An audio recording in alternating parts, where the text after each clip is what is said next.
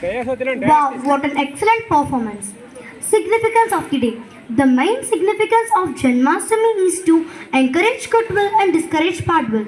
I invite our respected Prabhavati Madam and Amritavalli Madam to give a spiritual message on this special day with Krishnastakam.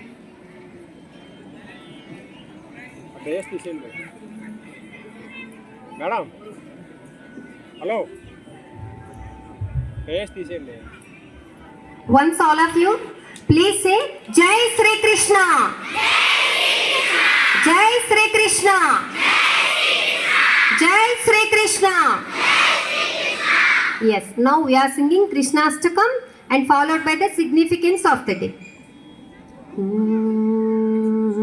Hare Krishna, Krishna Krishna, Hare Hare, Hare Rama, Rama Rama, Hare Hare.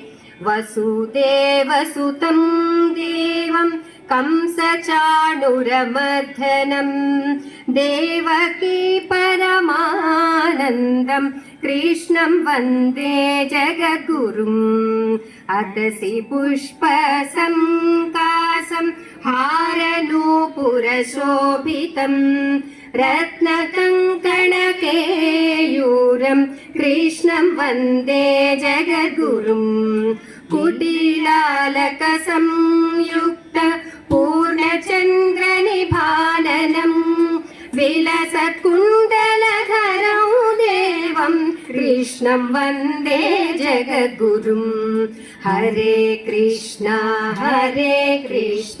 Krishna Krishna, Hare Hare, Hare Krishna, Krishna Krishna, Hare Hare.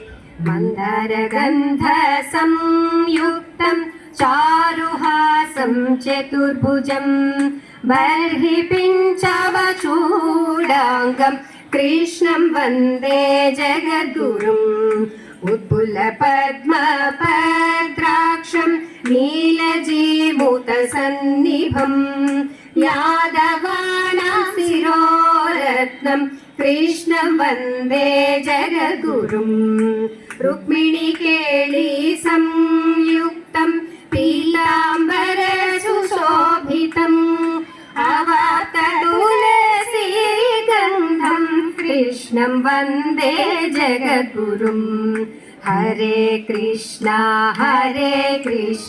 Krishna Krishna, Hare Hare, Hare Krishna, Krishna Krishna, Hare Hare.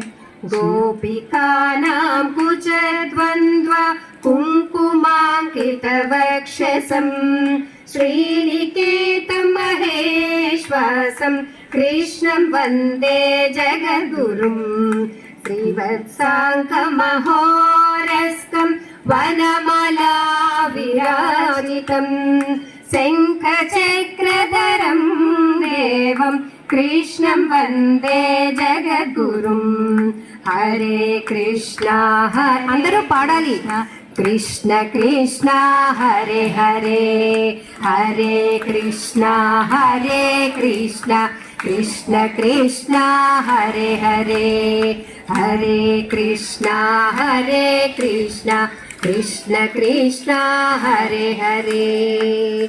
Krishnastakam punyam Prataruddhaya yah pathet Koti janma krutam papam Smaranena vinasyate. Jai Sri Krishna, Jai Sri Krishna, Jai Sri Krishna, Jai Sri Krishna, Jai Sri Krishna.